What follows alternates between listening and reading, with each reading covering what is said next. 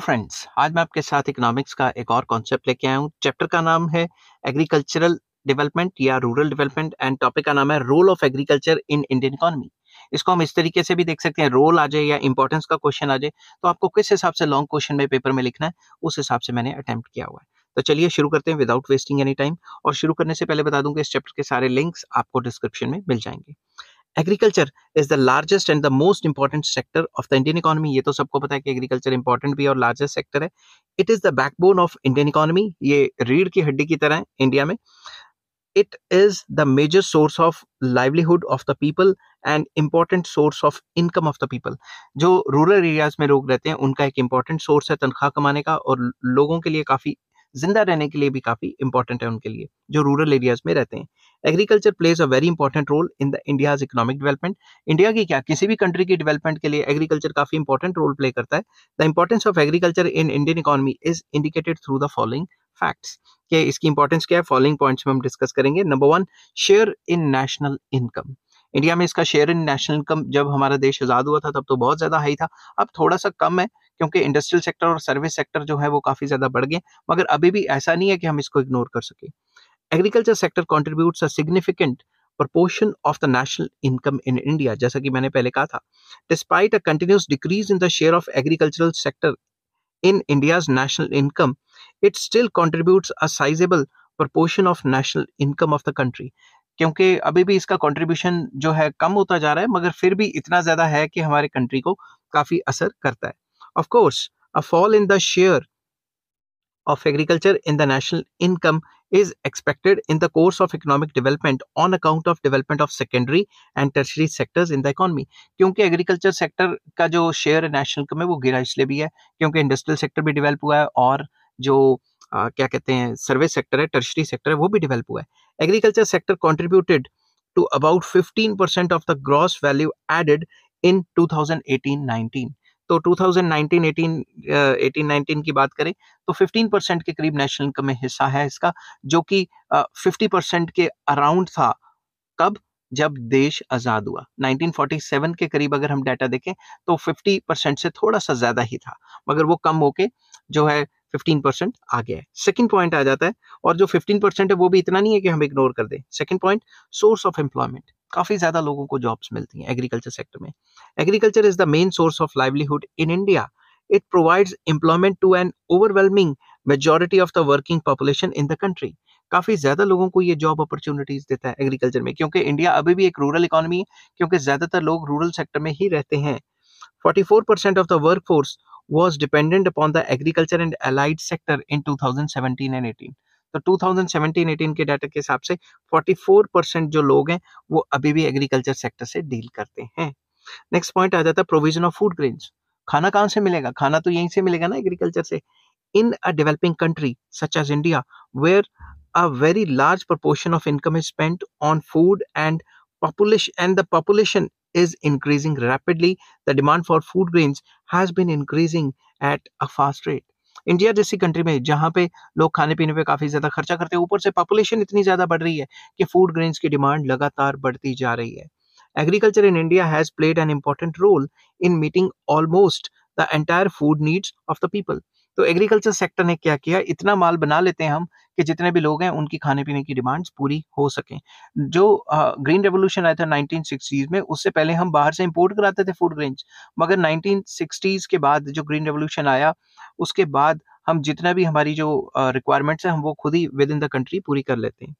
The production of food grains in India increased from about 51 million tons in 1950-51 to a record level of 296 million tons in 2019 and 20, that is increased by 5.6 times since 1950-51। तो मैंने data दिया हुआ कि पहले 51 million बनाते थे, अब जो है 1920 के डाटा के हिसाब से हम जो है 296 मिलियंस बनाते हैं, 5 गुना से भी ज्यादा हो गया है। ठीक है, 5.6 टाइम्स हो गया है। This has enabled the country to overcome the problem of food grain shortage, जिसकी वजह से हमारे कंट्री में जो फूड ग्रेन्स है उसकी शॉर्टेज नहीं रहती। Our country is almost self sufficient in food grains and it is no longer dependent on the import of food grains. जो पहले हम इंपोर्ट करवा लेते थे फूड ग्रेन्स क्योंकि हम विद इन द कंट्री इतना नहीं बना पाते थे, अब उस पे इंपोर्ट्स पे डिपेंडेंस कम हो गई है। नेक्स्ट पॉइंट आ जाता है supply of raw materials to industrial sector, very important. जो भी रॉ मटेरियल है, जो एग्रो बेस्ड इंडस्ट्रीज हैं, वो तो सारा रॉ मटेरियल एग्रीकल्चर से ही लेती हैं। Agriculture plays an important role in the development of industrial sector. कैसे? It not only meets the food requirements of the industrial workers, but also provides raw material for a number of agro-based industries, that is cotton textile industry, jute industry, sugar industry, etc. etc. एक तो जो लोग industrial sector में काम करते हैं, उनके खाने की नीड को तो पूरा करती है, मगर इंडस्ट्रीज के जो रॉ मटेरियल की डिमांड है, ठीक है, वो भी पूरा करती है। ठीक है, Therefore, unless agriculture develops, these industries will not be able to develop. तो जब एग्रीकल्चर डेवलप नहीं होगा तो ये इंडस्ट्रीज, इस टाइप की एग्रो बेस्ड इंडस्ट्रीज किस तरीके से डेवलप होंगी?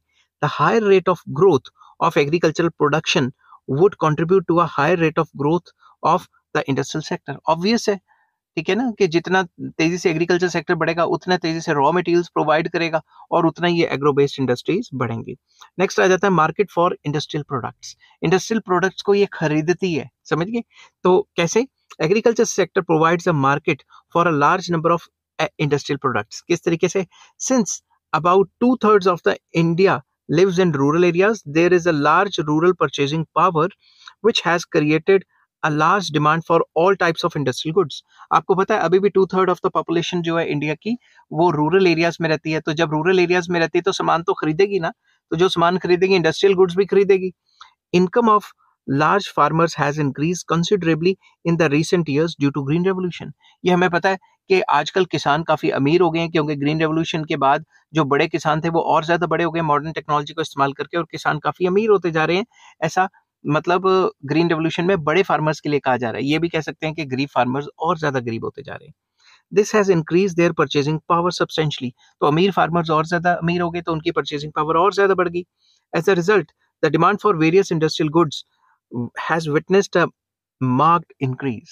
तो इसकी वजह से जो अमीर फार्मर्स हैं, उनको इंडस्ट्रियल गुड्स चाहिए, उनको घर में एसी भी चाहिए, उनको गाड़ियां भी चाहिए बड़ी बड़ी, उनको सारी अम्यूनिटीज जो शहरों में होती है वो विलेजेस में चाहिए। ठीक है ना, आपने देखा होगा बड़े बड़े बंगले, बड़े बड़े घर बना के रखे हैं उन्होंने, रूरल एरियाज में सारी अम्यूनिटीज हैं। Likewise, the demand for variety of inputs used in agriculture and produced in the industrial sector has increased sharply. और उनको रॉ मटेरियल भी तो चाहिए, वो भी तो वो इंडस्ट्री से खरीदते हैं। ट्रैक्टर खरीद लिया, फर्टिलाइजर खरीद लिए, पेस्टिसाइड्स वगैरह खरीद लिए। For instance, there is a large demand for chemical fertilisers, tractors, pump sets, pesticides etcetera arising from the agriculture sector. तो एग्रीकल्चर सेक्टर इन चीज़ों की भी तो डिमांड करता है ताकि वो एग्रीकल्चर को और ज़्यादा डेवलप कर सके। This has stimulated the development of industries producing these goods. तो इससे क्या होगा? इंडस्ट्रियल सेक्टर्स की मार्केट बढ़ेगी और इंडस्ट्रीज और ज़्यादा ये टाइप के गुड्स बनाएंगी। नेक्स्ट आ जाता है अर्नर ऑफ फॉरेन एक्सचेंज। आपको पता है ना, एग्रीकल्चर गुड्स बाहर एक्सपोर्ट करके काफ़ी ज़्यादा डॉलर बनते हैं हमारे। Agriculture plays an important role in Indian economy as an earner of foreign exchange through the exports of agriculture commodities like T, cotton, jute, fruits, vegetables etcetera. ये सारी चीजें बाहर एक्सपोर्ट करते हैं तो हमें काफी ज्यादा डॉलर आते हैं, इनफ्लोज आते हैं। ठीक है, export of agriculture products accounted for about 50% of the export earnings of the country in 1950s। तकरीबन जो भी हमारी फॉरेन अर्निंग्स होती थी उसमें 50% हिस्सा जो है एग्रीकल्चर एक्सपोर्ट्स का होता था 1950s में। However, with the economic development and consequent diversification of our exports, the share of agricultural exports in total exports came down to 11.2% in 2019 and 20। क्योंकि हमारा देश तरक्की कर रहा है और अब हम इंडस्ट्रियल गुड्स एंड सर्विसेज ज्यादा बनाते हैं, तो वो ज्यादा एक्सपोर्ट करते हैं, तो उससे ज्यादा पैसे आते हैं बाहर से, ज्यादा डॉलर्स आते हैं बाहर से। तो अब एग्रीकल्चर सेक्टर का जो एक्सपोर्ट में शेयर है वो 11.2% रह गया 2019-20 के डाटा के हिसाब से। आप लेटेस्ट डाटा भी लिख सकते हैं सर्च करके। तो इसके हिसाब से इतना रह गया, मगर 11.2% भी कम नहीं है, बहुत ज्यादा है। ठीक है, तो एक्सपोर्ट के लिए भी इसका काफी इंपॉर्टेंट रोल है। नेक्स्ट आ जाता है significance of trade and transport. Agriculture sector provides a major support to transport system and internal trade of the economy। तो इंटरनल ट्रेड को भी हेल्प करता है और ट्रांसपोर्ट को भी हेल्प करता है एग्रीकल्चर सेक्टर। कैसे? Railways and roadways secure bulk of their business from the movement of food grains and raw material. जो भी रेलवे एंड ट्रांसपोर्ट है वो फूड ग्रेन्स की movement from one place to another, या फिर एग्रीकल्चर गुड्स की movement from one place to other, इनमें काफी ट्रेड मतलब मूवमेंट में काफी ज्यादा ट्रांसपोर्ट सेक्टर को हेल्प रहती है, उसकी कमाई होती है। Thus, agriculture is significant source of demand for transport services. Agriculture sector transport services का काफी डिमांड करता है, एक जगह से दूसरी जगह खाने और फूड ग्रेन्स और काफी चीजें पहुंचाता है, ठीक है। Internal trade is also influenced by the agricultural operations. जो एग्रीकल्चरल ऑपरेशंस है उससे कई लोगों को इंटरनल ट्रेड में जॉब्स मिलती हैं, ठीक है। In fact quite a substantial part of the country's internal trade is in the agriculture products। जो भी आप दुकान खरीदते हो, कोई पिज्जा बनाते हो, कोई कुछ करते हो, कहीं ना कहीं तो रॉ मटेरियल कहाँ से आ रहा है, कहीं ना कहीं तो एग्रीकल्चर से ही आ रहा है। तो एग्रीकल्चर की चीजों को भी आप ट्रेड करके काफी ज्यादा कमा सकते हो। सब्जी वाले सब्जी बेचते हैं वगैरह वगैरह, कोई भी एग्जांपल लिख सकते हो, ठीक है। नेक्स्ट आ जाता है source of government revenue. Government काफी रेवेन्यू अर्न करती है एग्रीकल्चर सेक्टर से। Agriculture is an important source of revenue of the government. कैसे?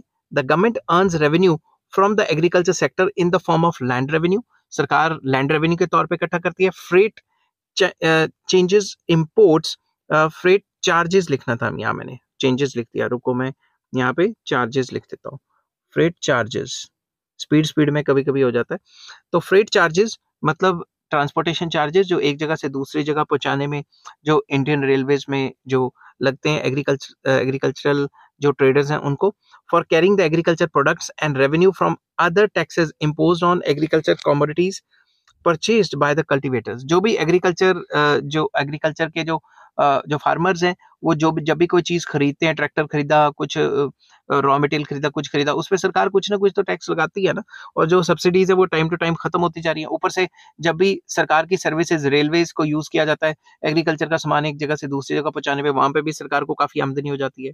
Direct contribution of the agriculture taxes to the revenue of the central and state government is not significant. जो direct taxes है आपको पता है still India में direct taxes नहीं लगते, agriculture sector पे इनकम टैक्स वगैरह नहीं लगता, इस वजह से इतना ज्यादा सिग्निफिकेंट रोल जो है डायरेक्ट टैक्सेस का नहीं है। But indirectly, through its effect on the prosperity of the whole economy, agriculture has considerable influence on the revenue of the central government and the state government। But जैसे जैसे agriculture sector अमीर हो रहा है, agriculture sector अमीर होगा, car भी खरीदेगा, ट्रैक्टर भी खरीदेगा, उसमें भी कुछ टैक्स टुक्स होते हैं, पेट्रोल डीजल भी डलाएगा, उसमें भी कुछ ना कुछ होता है, घर का सामान खरीदेगा, एलईडी खरीदेगा, अमीर हो जाएगा तो घर में सारी फैसिलिटीज खरीदेगा, उस पर भी टैक्स होता है। तो जब जब एग्रीकल्चर सेक्टर अमीर होता जाएगा और प्रॉस्परस होता जाएगा, वैसे वैसे गवर्नमेंट का भी रेवेन्यू बढ़ता जाएगा, ठीक है। अब इसको कंक्लूड करते हैं। Thus, it is obvious that agriculture occupies a central place in the Indian economy। In fact, agriculture provides lifeblood to all other sectors of the economy। Agriculture sector तो सारे सेक्टर्स को लाइफब्लड है, अगर खाना ही ना बनाए तो बाकी सेक्टर में लोग काम क्यों करेंगे, क्योंकि खाना तो है नहीं। Development of agriculture sector is a precondition for the overall development of the country। मतलब हमारी कंट्री को डेवलप करने के लिए एग्रीकल्चर सेक्टर का डेवलप होना बहुत जरूरी है। थिंक ऑफ अ सिचुएशन कि हम अपना खाना खुद ही नहीं बना पा रहे, किसी और पे डिपेंड कर रहे हैं, तो ऐसी सिचुएशन में तो हम कॉम्प्रोमाइज कर लेंगे ना अपनी पोजीशन को वर्ल्ड के अंदर। आई होप ये वीडियो आपको पसंद आई होगी। अगर पसंद आती है तो please like, share and subscribe. Take care, bye bye.